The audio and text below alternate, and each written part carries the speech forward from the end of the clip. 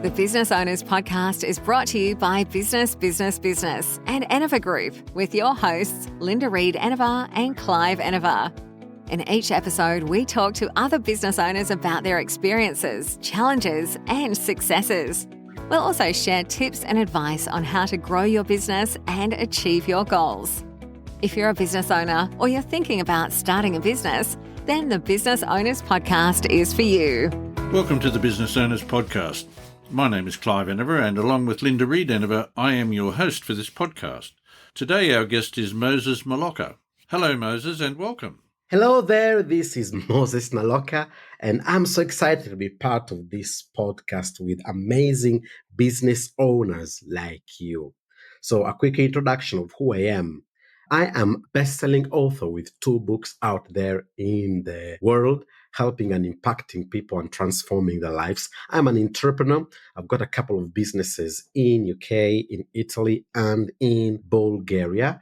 And I started my journey as a door-to-door salesperson. Then I ended up being a team lead in a call center. And through the results I produced, I managed to be the director of that call center. And what happened was that through the years of being on the road and training people into sales, I cracked a formula which allowed me to generate several revenue in income for my businesses and help the businesses I was working with. One of them was able to generate over £600,000 in less than 6 weeks. Another one, recently, we just achieved a goal of £2 million in less than 5 months. So I'm the founder of the Upper Echelon Academy, which was created to help business owners exactly like you get to an upper echelon level, an elite level. Because life is not all about work, but life is also about meant to gain back time and to spend time with people that we love. I'm also a mindset coach. One of the greatest results I achieved was helping one of my clients go from zero to winning the gold Olympic medal in the recent last Olympic Games in Tokyo. And that's about me at the moment. That's fantastic about taking your clients straight through to the winning of the Olympics. Absolutely admirable job. And I really like to hear about your work with achieving work-life balance, because that's one of the things that I do with my clients, is helping them achieve that work-life balance. It's not 50-50 usually. It's a little bit of this and a little bit of that. And each person is different in that regard. But we like to start the Business Owners Podcast with a few quick key questions that allow us to get to know you and your business journey. Are you a coffee or tea person? Are you an early bird or a night owl? What book are you currently reading, and why can't you put it down? What is one word to describe your journey so far? As an Italian, I can definitely tell you I'm a coffee person. Definitely coffee, yes. I'm both. I'm an early bird and a night owl. I love to work when there's total silence. When everybody's not doing anything, that's when I'm most effective. Basically, early morning and late in the night. The book I'm currently reading now is The 9 Types of Leader by James Ashton. And I cannot put it away because working with business leaders and business owners, I have realized that leadership is a topic that sometimes we take for granted. And there's not only one type of leader. There are many types of leaders. And through all those stories, it gives me a clear perspective to serve better my clients. If I have to choose one word to describe my journey so far, it's simply one: outstanding. Why? Because number 1, outstanding is what I am always aiming for. And number 2 is because it's a journey. It's made of many ups and downs. It's made of many obstacles and many things you have to overcome. But it's always fascinating how you need to outgrow the old you to be able to get to new levels. That's why I love the terminology of upper echelon, because that's where we need to go. We need to be on the top because the bottom is already quite crowded. Wouldn't you agree? It's something that's very close to my heart, because I start each day looking out from being absolutely on top of the world. Time for us to hear a little bit about your journey, Moses, about the journey you've had in business. How did you get started? Were you part of this profession before you really settled into it?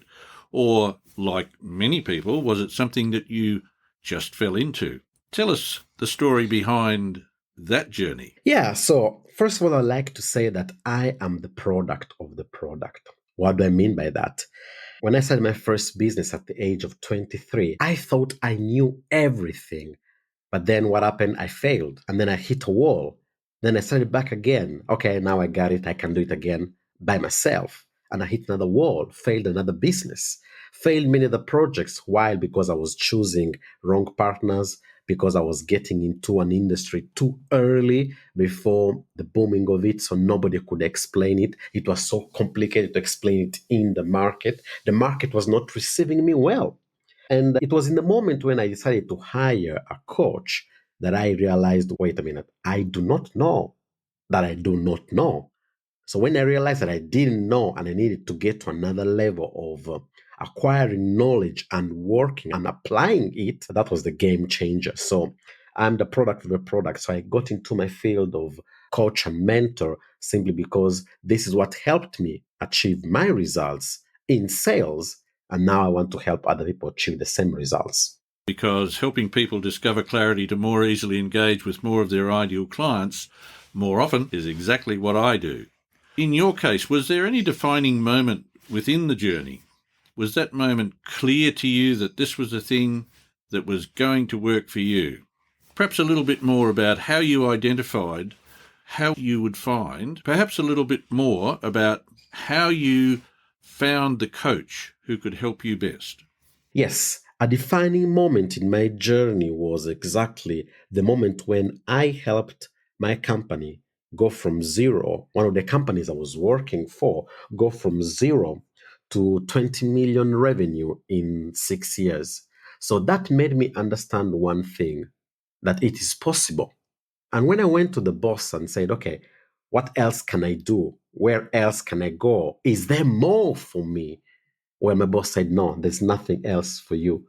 You have to take my place and this will never happen. And that's the time when I decided I need to do something more for myself. And another defining moment was when my ex-girlfriend, that right now I'm so grateful for, she told me, hey, Moses, why are you working so hard? Why are you developing so much? Why are you going from seminar to seminar? You can just go and work in a factory and we could take care of the family. And I just realized, wait a minute, I'm striving for the best, and you're telling me to play my game lower. Now, nothing wrong with whoever is working in a factory. It's honorable position, honorable job. I'm not talking about that. I'm talking that I was ambitious and somebody was cutting off my wings to fly. So that defining moment, which I'm really grateful, was a turning point in my career. That's fantastic that you could see that you were meant for more and you took the initiative and went for it. Have there been any influential figures in your life or career that got you to this stage? Yes, influential figures in my life and career that turned around things. Yes, these are my mentors and my coaches. First of all, Tony Robbins, Les Brown with the power of possibility and always be hungry. Zig Ziglar, who told me through his audios and his seminars, he said that see you at the top. And also, obviously, my coach who has been with me, Rich Waterman, has been with me for over 7 years right now. And yeah, it was a turning moment when I started working with him because he told me that my energy is my powerful secret weapon. So these are my influential figures that helped me in my life and my career. That's great, Moses. I too have learned a considerable amount from each of those characters and really like the work that they have done to help us on our journey. Now, I'm going to ask you two questions now.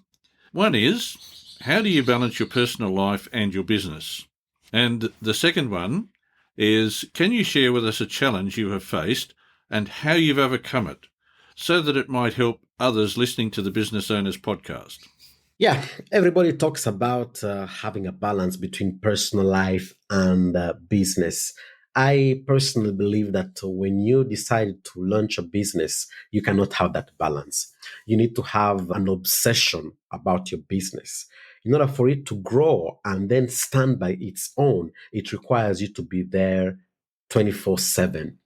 So balance will come only when you have created systems and when you have created and put in place an automation that the business can work without you. When I talk about automation and teams in place, softwares that can help you make your work easier. And the way I found balance between my personal life and business right now is by setting up priorities. One of the priorities was that on the birthday of me and my missus, my fiance, we need to not do anything, but just spend some time for us. Another priority that we chose is that as soon as the weather gets good in London, in the afternoons and the evenings, certain point, even if it's just for a couple of hours or for 30 minutes, we cut off and just go for a walk just to reconnect me and her. So it's all about priorities if you want to have a balance in your life and business. A challenge that I faced in my business career was a lack of preparation. When you get caught up with business and meetings and everything, you stop nurturing what allowed you to be successful. So, one of the things which allowed me to be successful was me spending time on myself, taking care of my body, taking care of my studies, and always developing and improving. The moment I stopped doing that, I started getting into a terrible downhill fall. So, how did I overcome that? I got back to what allowed me to be successful. I went back to feed and put back water into that soil, which allowed me to be successful. So, let me ask a question. What has helped you to be successful? Just repeat what you did. Once in a while, just stop, analyze, look back, and repeat the steps that allowed you to be who you are and achieve what you are.